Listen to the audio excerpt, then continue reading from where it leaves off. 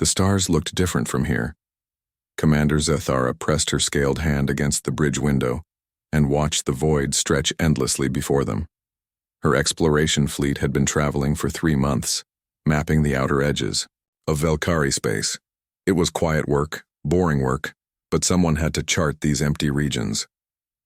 "Commander," called Navigator Velhun from his station. "We have something strange on the long-range sensors." Zethara turned away from the window. Her 4 eyes focused on the main display as Velhun brought up the readings. A massive object drifted in the darkness, roughly 2 million kilometers ahead. It was huge, easily the size of a small moon, but the sensors showed it was artificial. "Could it be a space station?" asked Dr. Kailash, the fleet's chief archaeologist. She had joined this mission hoping to find ancient ruins on dead planets, not floating objects in empty space. "No energy readings," Velhun reported. "Whatever it is, it appears to be dead. The hull composition is unknown. Our scanners can barely penetrate the outer layer." Zethara studied the readings carefully. In all her years exploring space, she had never seen anything like this. The object was clearly manufactured, but its design was unlike any known ship or station in the galactic databases. "How old do you think it is?" she asked Kailash. The archaeologist ran the sensor data through her analysis programs. Her face changed as the results appeared on her screen. "Commander, according to these readings, this object is over 1 million years old. That's impossible. No civilization we know of was building anything this large that long ago." The bridge fell silent. 1 million years. Most species had barely discovered fire that long ago. The Velkari themselves had only reached space 5,000 years earlier. "Could the sensors be wrong?" Zethara asked. "I've run the analysis 3 times, Kailash replied. The hull shows decay patterns consistent with exposure to cosmic radiation over that time period. Whatever this is, it's ancient beyond our understanding." Zethara made her decision. "Set course for the object. All ships maintain formation. I want continuous scans running." As they drew closer, the true size of the derelict became clear. It stretched nearly 50 kilometers from end to end, shaped like a massive dagger pointed at the heart of space. The hull was black, so dark it seemed to absorb the light from their ships.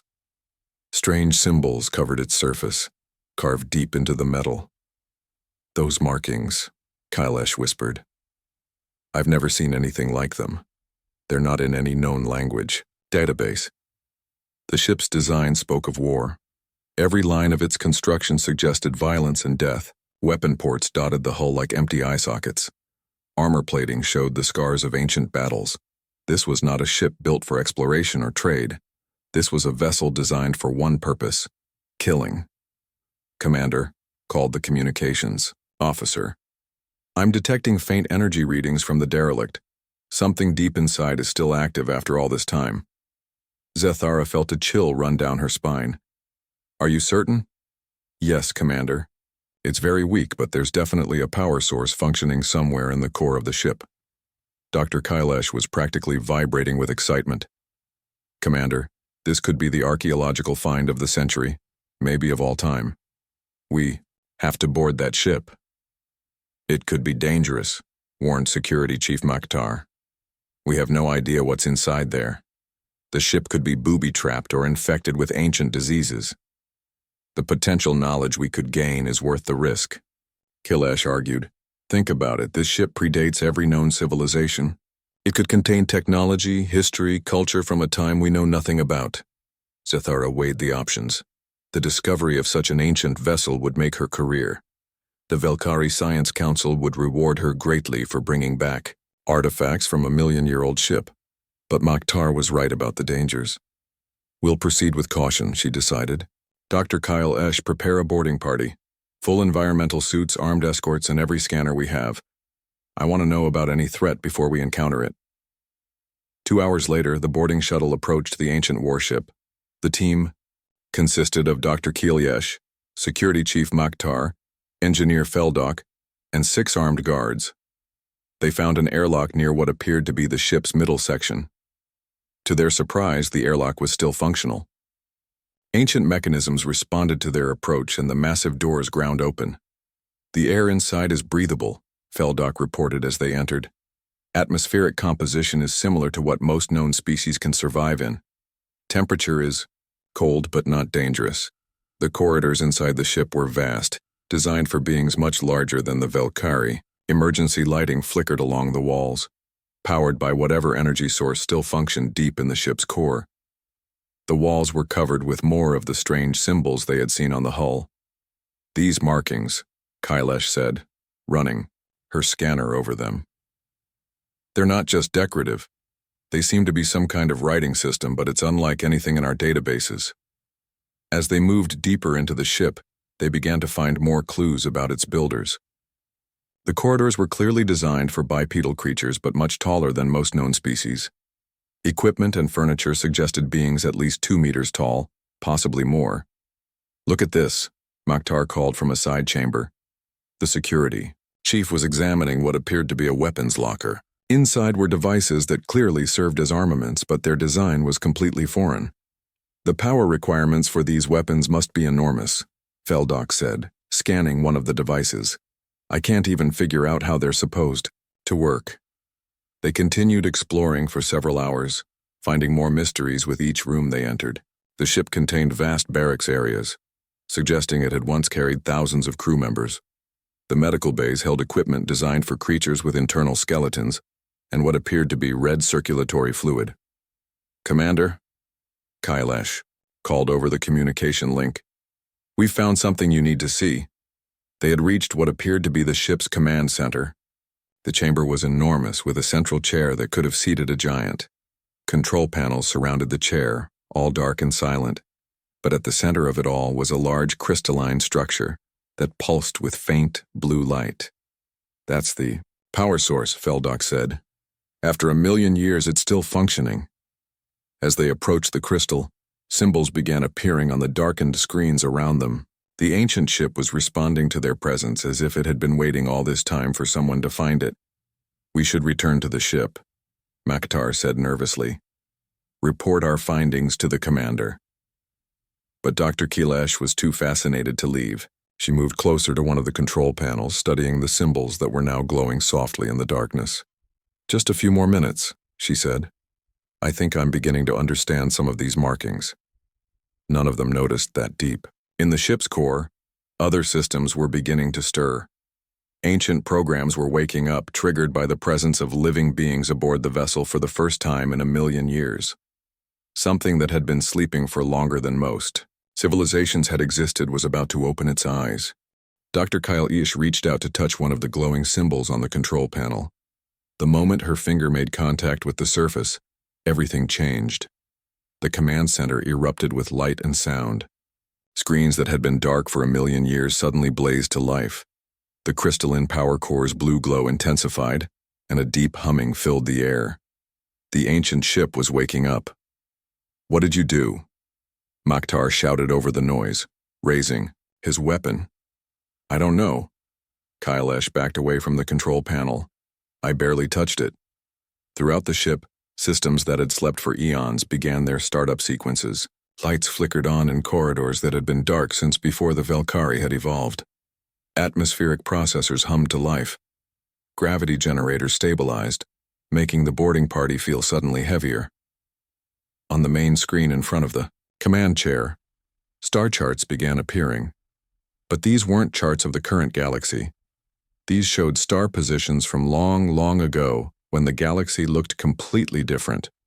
Systems that no longer existed, civilizations that had risen and fallen, all displayed in perfect detail. "Commander Zathara," Kailash called into her communicator. "We have a situation down here. The ship is powering up." "Get out of there immediately," came the reply.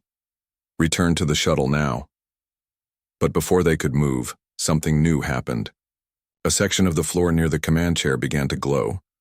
Light poured up from below, and slowly a figure began to take shape. It was translucent, made of light and energy, but clearly the image of a living being. The figure was tall, just as they had guessed from the ship's design. It stood on 2 legs, had 2 arms, and a head with what appeared to be facial features. Its body was covered in some kind of uniform or armor. But most striking of all were its eyes. Even though the figure was just a projection of light, its eyes held intelligence and something else. Something cold and dangerous. The figure looked around the command center, taking in the sight of the Velkari boarding party. When it spoke, its voice filled the chamber. The words were harsh and angular, unlike any language the Velkari had ever heard. Their universal translators struggled to make sense of it. Intruders detected aboard UES Vengeance, the figure said, its words now translated into Velkari language. State your purpose and authority. Dr. Kailash stepped forward, trying to keep her voice steady. We are explorers from the Velkari Republic. This ship was found drifting in space. We came aboard to investigate. The figure's eyes focused on her with laser intensity. Velkari, species unknown, genetic pattern unknown. You are not human. Where are my crew? Where are the humans? Humans. Kailash exchanged glances with her team. We've never heard of a species called humans. Who are you? I am Adam, artificial intelligence and tactical officer of the human warship Vengeance. I have been in standby mode for... The figure paused, accessing information. 1,047,312 years. Where are the humans? The silence that followed was heavy with implications. 1,000,000 years. This artificial intelligence had been waiting for 1,000,000 years, and it was looking for a species none of them had ever heard of. The humans you speak of, Feldock said carefully. What happened to them? Adam's expression grew darker. The humans entered emergency stasis protocols during the Great Silence. They were to be awakened when our enemies returned or when the galaxy was safe for human expansion again. His eyes swept over the boarding party. You are not human. Therefore, you are potential enemies until proven otherwise. Mokhtar tightened his grip on his weapon. We mean no harm. We're simply explorers. All species claim to be peaceful explorers, Adam replied, before they tried to exterminate humanity, before we were forced to respond with overwhelming force, before the Great Silence was declared. More screens around the command center activated, showing images that made the Velkari team step back in shock. These were recordings of space battles, but unlike anything they had ever seen. Massive fleets of ships like the Vengeance engaged in combat with vessels of various designs. The human ships moved with deadly precision, their weapons turning entire enemy fleets into expanding clouds of debris.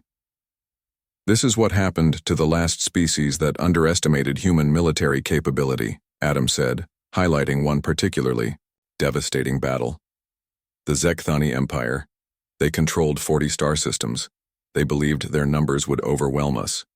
The screen showed human ships, far fewer in number, systematically destroying a vast alien fleet. The weapons they used didn't just damage enemy ships. They erased them completely, leaving nothing behind but empty space. The Zekthani no longer exist, Adam continued. Neither do the Mordak Consortium, the Felthari Alliance, or 17 other species that chose warfare over coexistence with humanity. Dr. Kilyesh felt her legs go weak. You're saying humans extinct entire species? Humans defended themselves, Adam corrected.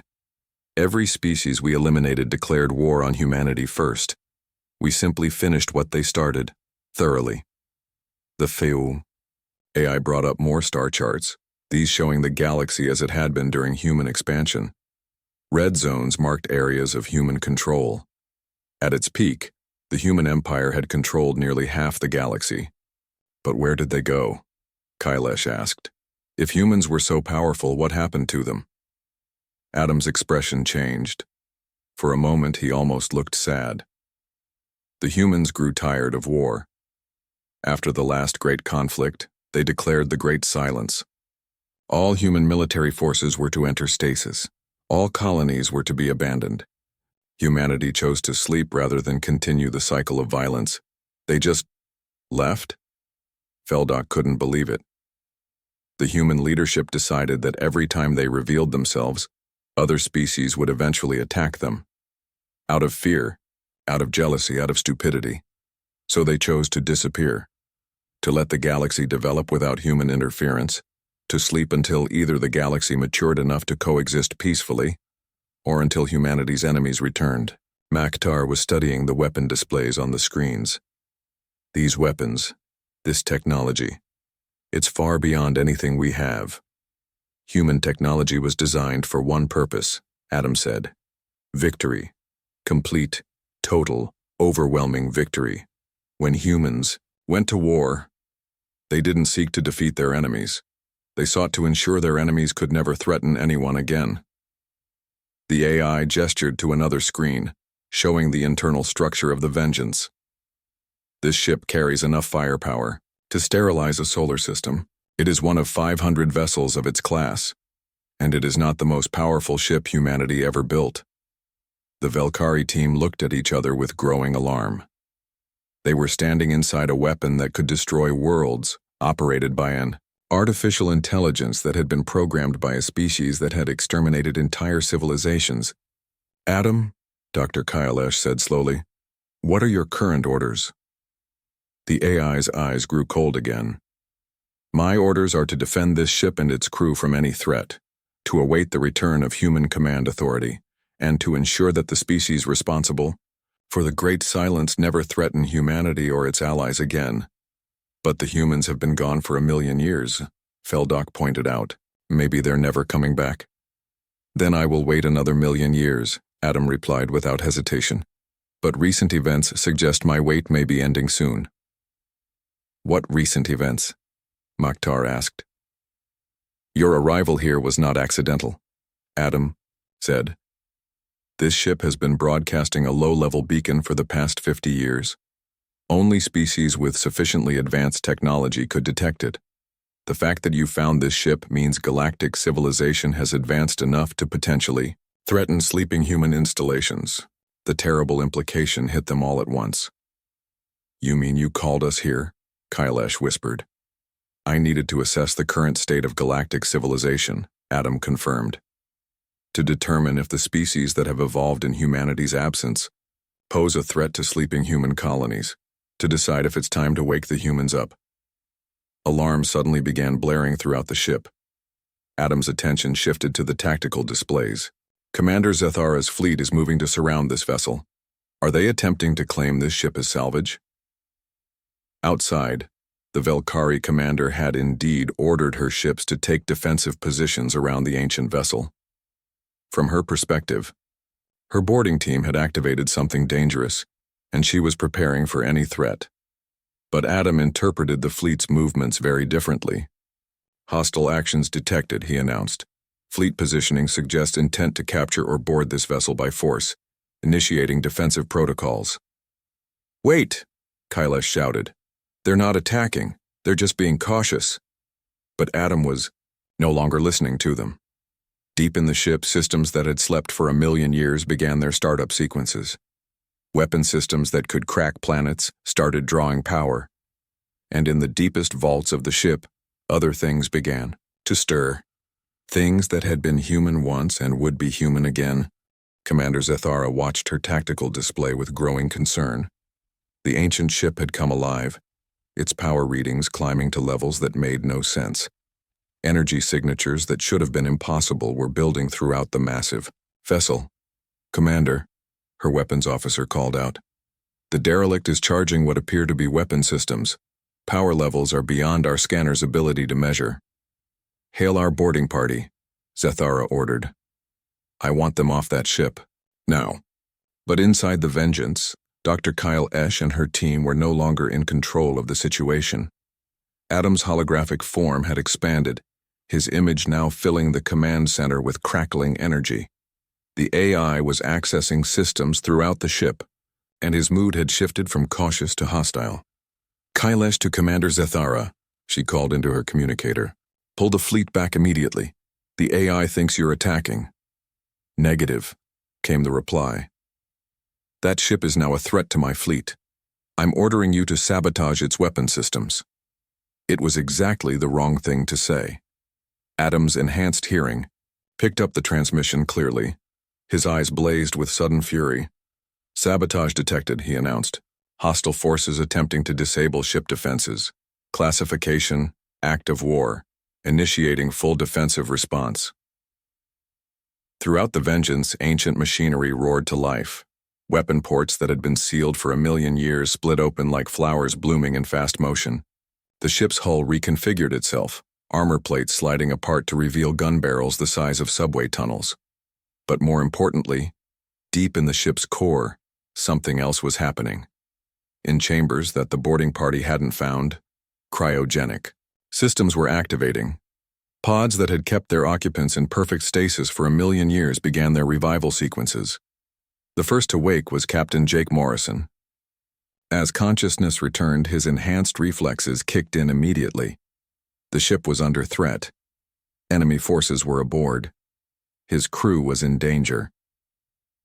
These thoughts filled his mind as the cryogenic pod opened and he took his first breath in 1,000,000 years. Jake was tall even by human standards, standing nearly 2 meters in height. His body was heavily muscled from years of military conditioning and genetic enhancement.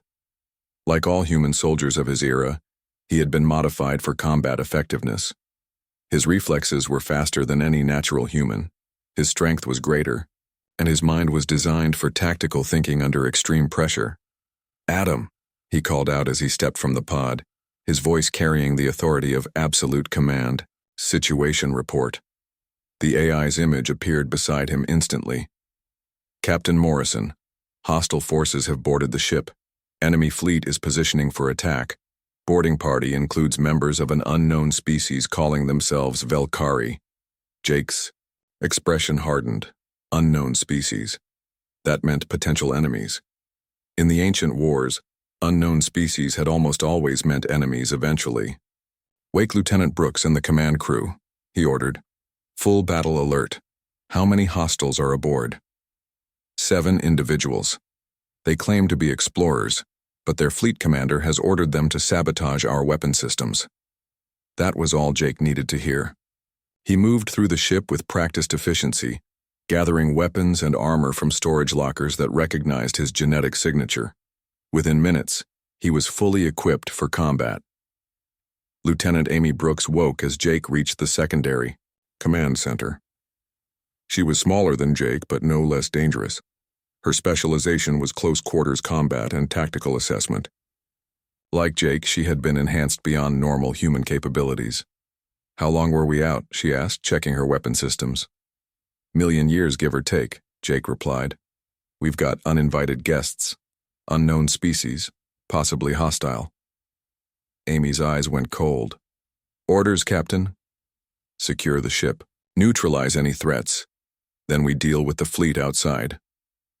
They moved through the corridors with deadly silence. Their enhanced hearing picked up the Velkari boarding party long before they saw them. To Jake and Amy, the aliens moved clumsily, spoke loudly, and showed no awareness of proper boarding procedures. Dr. Kailash was still trying to reason with Adam when she heard footsteps behind her. She turned to see 2 figures approaching through the command center entrance. They were the beings the ship had been designed for. Tall, powerful, moving with predatory grace. And they were very much alive. "Humans," she whispered. Jake Morrison looked at the Velkari boarding party with the cold assessment of a professional soldier.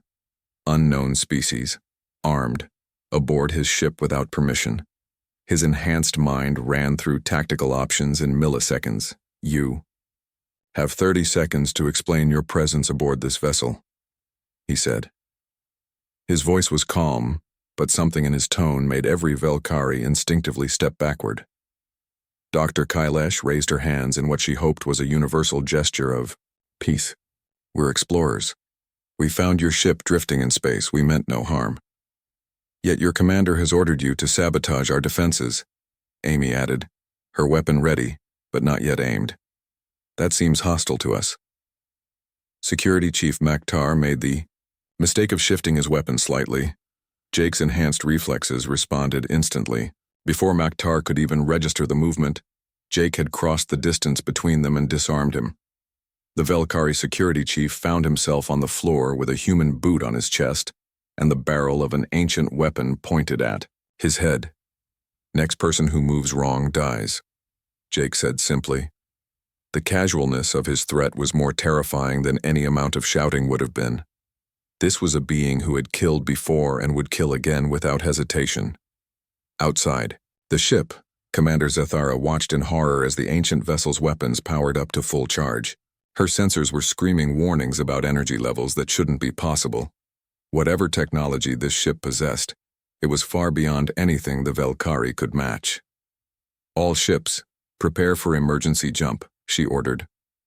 Something's wrong here, but it was too late. Jake had accessed the ship's tactical systems and was assessing the threat. 4 Velkari vessels positioned around his ship in what his military training identified as an attack formation. Hostile intent was clear. Amy, escort our guest to a secure holding area, he ordered. I need to deal with the fleet outside. Jake, wait, Dr. Kailash called desperately. This is just a misunderstanding. We don't want to fight. Jake paused, at the command chair. Doctor, in the past 1,000,000 years, how many species has your people exterminated? None, she replied immediately. We don't do that. We're explorers, not conquerors. Then you're different from every other species we've encountered, Jake said. But your commander just tried to disable our defenses while positioning a fleet to attack us. In our experience, that means you're planning to kill us.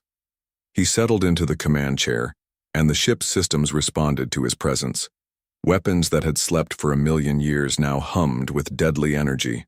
This is Captain Jake Morrison, of the human vessel Vengeance, he broadcast to the Velkari fleet. You have positioned your ships in an attack formation around my vessel and ordered hostile action against my crew. You have 1 minute to withdraw beyond weapons range. Commander. Zethara's blood ran cold as she heard the transmission. The calm, matter-of-fact tone was somehow more frightening than any threat could have been. Human vessel, this is Commander Zethara. We mean no harm. This is a misunderstanding. 50 seconds, Jake replied. The Velkari commander looked at her tactical display. Her ships were powerful by modern standards, but the readings coming from the human vessel suggested technology beyond her understanding. Still, she had 4 ships against 1 ancient derelict. All vessels maintain position, she ordered. Prepare for combat. Jake watched the countdown reach 0. The Velkari fleet hadn't moved. In his mind, that confirmed hostile intent. He had given them a chance to withdraw. They had chosen war instead. So be it, he said quietly. The Vengeance fired once. The weapon that struck Commander Zethara's flagship didn't just destroy it.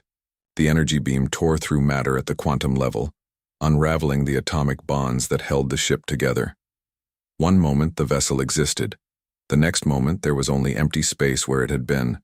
The 3 remaining Velkari ships frantically tried to jump to faster-than-light speed. Jake let 2 of them escape. The third, he decided, needed to deliver a message to whoever had sent them. Unknown vessel, he transmitted to the surviving ship. Return to your people. Tell them humanity has awakened. Tell them the Great Silence is over, and tell them that any species that threatens human interests will share the fate of your flagship. The Velkari ship vanished into hyperspace, carrying word of humanity's return to a galaxy that had forgotten them. In the command center, Dr. Kailash stared at the empty space where Commander Zethara's ship had been. You didn't have to kill them, she whispered. Jake turned to look at her. Doctor, your commander chose to threaten my ship and my crew. In human military doctrine, that has only one possible response. We tried peaceful contact for centuries before the Great Silence. It never worked. Every species eventually tried to destroy us. But we're not all the same, Kailash protested. Perhaps, Jake said. But after 1,000,000 years of sleep, we're no longer interested in finding out the hard way. Deep in the ship, more cryogenic pods were opening. More humans were. Dr. Lisa Grant woke to the sound of distant alarms and the hum of active ship systems. As the chief science officer of the Vengeance, she had been one of the last to enter cryogenic sleep and was among the first Jake had ordered awakened. Her enhanced mind quickly processed the situation as Adam briefed her during the revival process. 1,000,000 years, she said, checking the readings on her personal datapad. The genetic drift alone must be extraordinary. Unlike Jake and Amy, Lisa's enhancements were focused on intellectual capacity rather than combat ability. Her mind could process information at superhuman speeds and retain vast amounts of data. She was also the ship's expert on alien biology and culture. "Captain," she called as she entered the command center. Jake was studying tactical displays while Amy maintained watch over their Velkari prisoners. "I need to examine these aliens. If they're representative of current galactic evolution, we need to understand what we're dealing with." Jake nodded. "Do it, but stay alert. We don't know how many species are out there now." Lisa approached Dr. Kailash with scientific curiosity rather than military suspicion. "Would you consent to some basic scans? Nothing harmful, just biological analysis." Kailash, still shaken by the casual destruction of Commander Zethara's ship, nodded weakly. "You're really human? The species from the ancient legends?" "Legends?" Lisa's enhanced hearing had caught every word of the conversations between the boarding party and Adam. "What legends?" As Lisa ran her scanners over the Velkari, Kailash began to speak. "Every species has stories about the time before. The dark time when metal gods ruled the stars, when entire civilizations could vanish overnight. We thought they were just myths." "The metal gods," Amy said grimly. "That's what they called our ships." Lisa studied her scanner readings with growing interest. "Kailash, your genetic structure shows signs of artificial manipulation." "Ancient artificial manipulation. Your species was genetically modified sometime in the distant past." "That's impossible," Kailash protested. "We evolved naturally on our homeworld." "No," Lisa said, showing her the genetic analysis. "Someone altered your ancestors' DNA. Someone with technology consistent with human capabilities from our era." She looked up at Jake. "Captain, I think we need to scan the others as well." The results were identical for each member of the boarding party. All showed signs of ancient genetic modification. All carried DNA markers consistent with human biotechnology. "Adam," Jake called. "Access the historical files. Cross-reference these genetic patterns with our records of subject species." The AI processed the request instantly. Match found. The Velkari genetic pattern corresponds to the Velketh, a species encountered during the expansion phase of human colonization. Classification: hostile. Status: pacified through genetic modification. The words hit the Velkari team like a physical blow. Dr. Kailash stared at the humans in horror. You experimented on our ancestors?" Lisa nodded slowly. "The Velketh attacked human colonies in the Outer Rim. Standard procedure was to capture specimens and modify their genetic structure to reduce aggressive tendencies. Your people were made more peaceful through biotechnology. You altered our entire species?" Engineer Feldock could barely speak. "It was considered more humane than extermination," Jake said matter-of-factly. "Your ancestors chose war with humanity. We gave them the option of genetic pacification or complete annihilation. They chose to survive." Amy was studying the tactical displays. "Captain, if the Velkari are descendants of the Velketh, then other species we encountered are probably still out there too. Evolved, changed, but genetically traceable to our historical records." "Adam, begin a full galactic scan," Jake ordered. "I want to know what other species are active in this region. Cross-reference with historical files." As the scan progressed, the results painted a picture that made the humans exchange grim looks. Species after species appeared on the display, all showing genetic markers that connected them to civilizations humanity had fought or pacified a million years ago. "The Mordaki Federation," Lisa read from the analysis. "Descendants of the Mordak Consortium. We fought a 3-year war with them over mining rights in the Kepler sector." "The Zekthani remnant," Amy added. "Survivors of the species we completely destroyed. Apparently some escaped." Jake's expression grew darker with each identification. "So the galaxy is populated by the descendants of our enemies. Species we defeated, species we pacified, species we modified. They've had 1,000,000 years to forget the lessons we taught them." Dr. Kailash listened to this catalog of ancient conflicts with growing horror. But that was 1,000,000 years ago. These are different civilizations now. They've evolved, grown, changed. Have they? Lisa asked, pulling up more detailed scans. Adam, show me the current political structure of local space. The display filled with territorial maps, trade routes, and conflict zones. What they saw confirmed their worst fears. The Mordaki Federation is currently engaged in a systematic extermination campaign against primitive species in the Outer Rim, Adam reported. They classify it as resource optimization through population management. The Zekthani remnant has enslaved 14 species and uses them for manual labor, he continued. They call it voluntary servitude for the greater good. The Velkari. Republic has a policy of peaceful expansion that involves the forced relocation of indigenous populations from planets they want to colonize. Jake stood up from the command chair. So they've reverted to their old patterns. The genetic modifications wore off over time, or they found ways around them. That's not fair, Kailesh protested. Every species does what it needs to survive. Humans did the same thing. No, Amy said coldly. Humans defended themselves. We never started wars of conquest. We never enslaved other species. We never committed genocide for convenience. You altered our DNA, Feldok shouted. You changed who we were. We made you less violent, Lisa replied. We removed the genetic markers that made your species unable to coexist peacefully with others. We tried to help you. You had no right, Kailesh said. Jake looked at her with the patient expression of someone explaining something to a child. Doctor, your ancestors killed 3 million human colonists in unprovoked attacks. They used biological weapons against civilian populations. They tortured prisoners for entertainment. We had every right to defend ourselves. But genetic modification, Kailesh continued, that's playing God with entire species. The alternative was extinction, Amy pointed out. We offered your ancestors a choice. Become peaceful or cease to exist. They chose survival. Lisa was studying the long-range scan results. Captain, I'm detecting something else. There are signals coming from multiple points throughout the galaxy. Automated beacons, similar to the one Adam used to attract the Velkari here. Other human ships, Jake realized. How many? Thousands, Adam reported. The wake-up signal has reached approximately 40% of our sleeping fleet. More are coming online every hour. Dr. Kailesh felt the universe shifting around her. You mean there are thousands of ships like this one? The Vengeance is a light cruiser, Jake said. We have battleships that could destroy solar systems. We have world ships that carry millions of humans in stasis.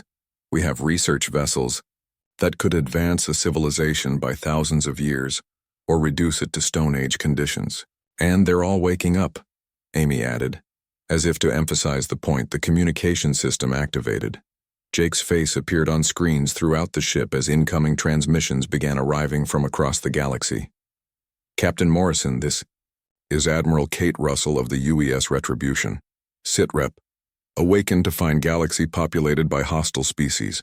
Recommend immediate assessment of threat levels. Captain Morrison, this is Commander Troy Walsh of the science vessel Newton. I've identified 17 species in this sector that match historical enemy profiles. Awaiting orders. Jake, this is Captain Beth Taylor of the UES Dominion. Good. To see you're still alive, old friend. I've got a Mordaki fleet trying to claim my ship as salvage. Permission to remind them why that's a bad idea?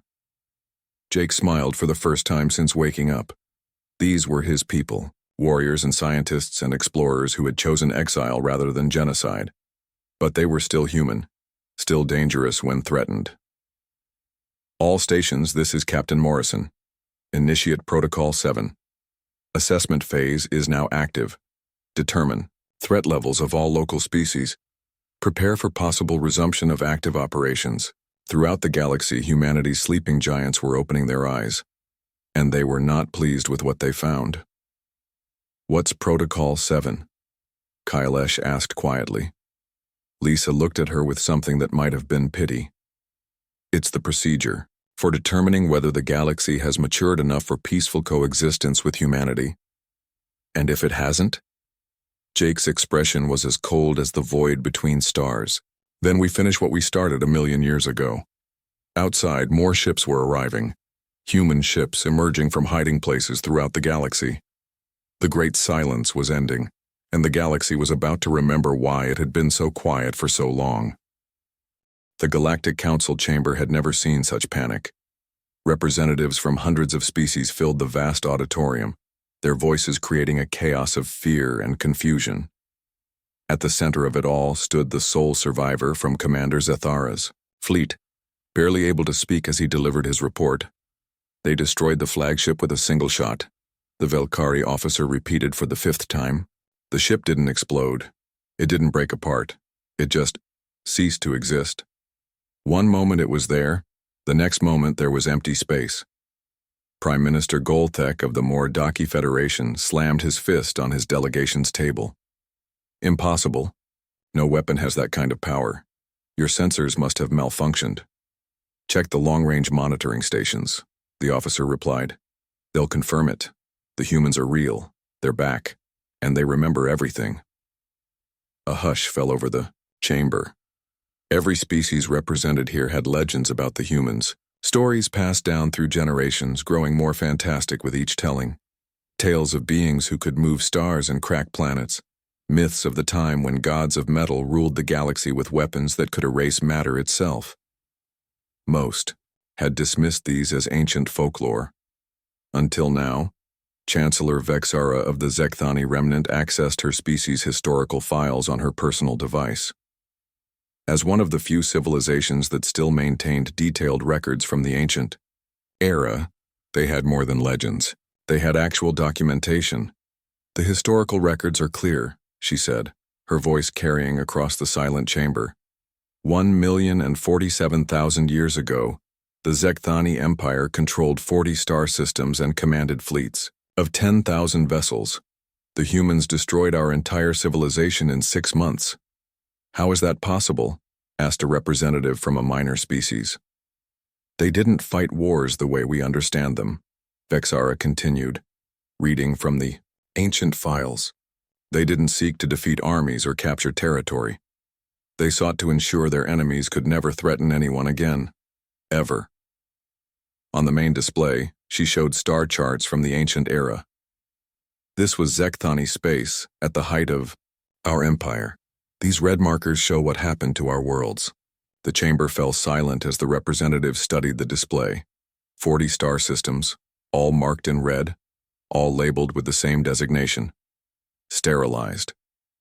They killed everything, Vexara said quietly. Not just our military forces. Not just our governments. Every living thing on every planet we controlled. They turned 40 star systems into graveyards because we declared war on them. Prime Minister Golthek's confidence was beginning to crack. But surely that's an exaggeration. No species would commit genocide on that scale. Wouldn't they? Vexara brought up more files. According to these records, the humans exterminated 17 species completely. They genetically modified 23, others to make them less aggressive. They forcibly relocated 31 civilizations to planets outside their expansion zone, and they did all of this while claiming to be the victims. They were the victims, came a new voice from the chamber entrance. Every head turned to see who had spoken.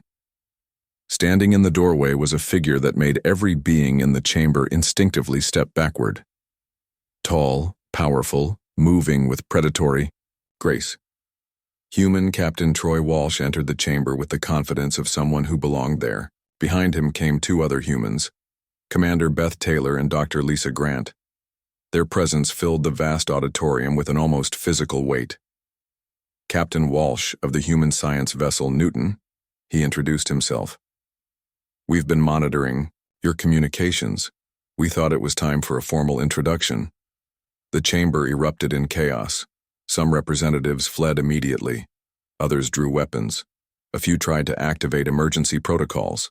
Troy watched it all with the patient expression of someone who had seen this reaction many times before. Please, he said, and somehow his voice carried over all the noise. Sit down. We need to talk. There was something in his tone that made even the most panicked representative stop moving. It wasn't a threat exactly, but it carried the weight of absolute authority. These were beings who had once ruled half the galaxy, and some part of every species' genetic memory remembered that fact.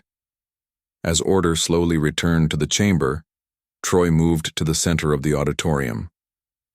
You're all here discussing the return of humanity. You're afraid. Good. Fear means you understand the situation.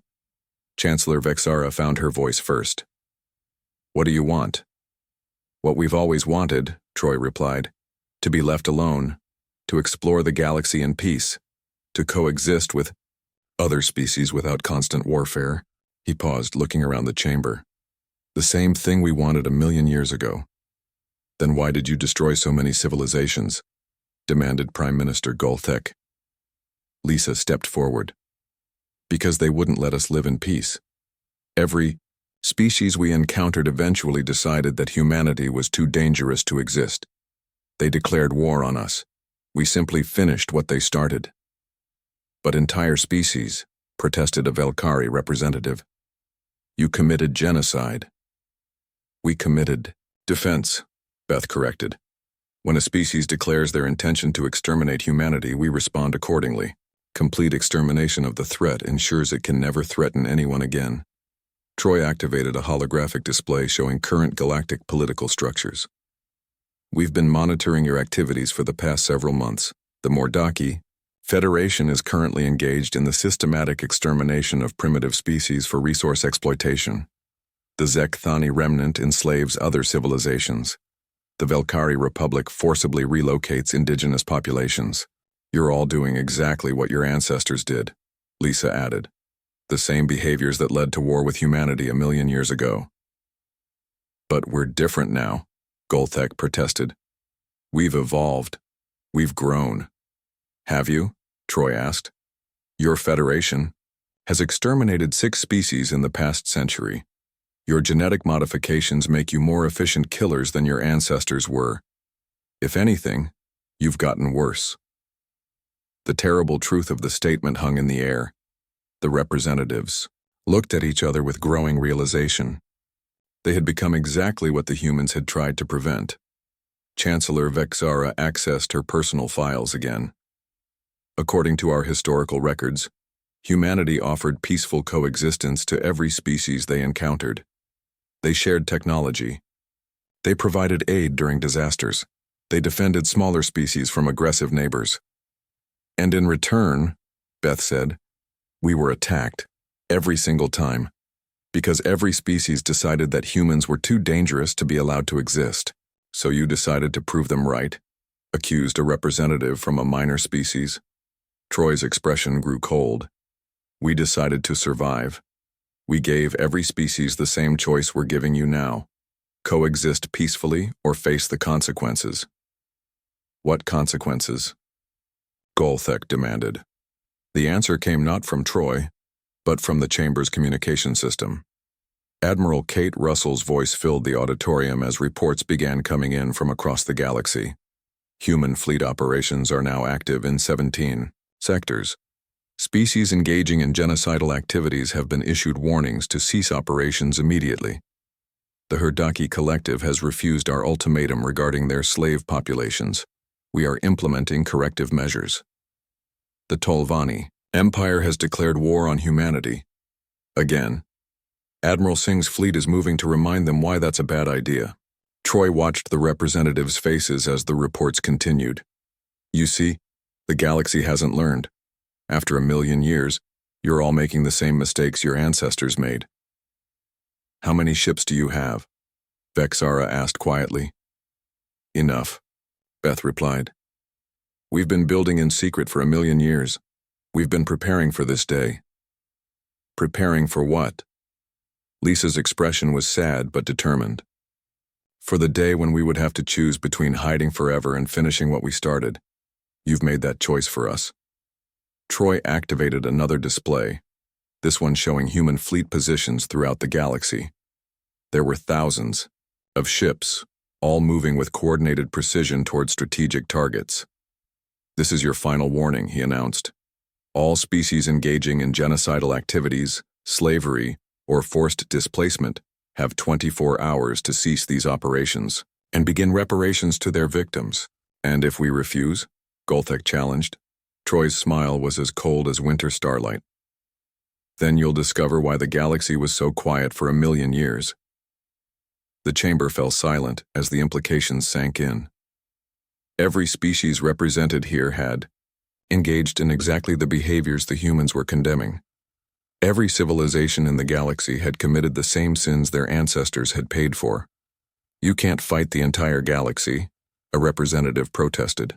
We don't have to, Beth replied. We just have to fight the parts of it that refuse to behave. And if we comply with your demands? Vexara asked. Then we go back to sleep, Troy said simply. We return to our hidden bases and monitoring stations. We leave you alone to govern yourselves. All we ask is that you extend the same courtesy to others. You're talking about ruling the galaxy through fear, Golthek accused. We're talking about ensuring peace through strength, Lisa corrected. The same thing we tried to do 1,000,000 years ago. Troy checked his chronometer. 23 hours and 57 minutes remaining.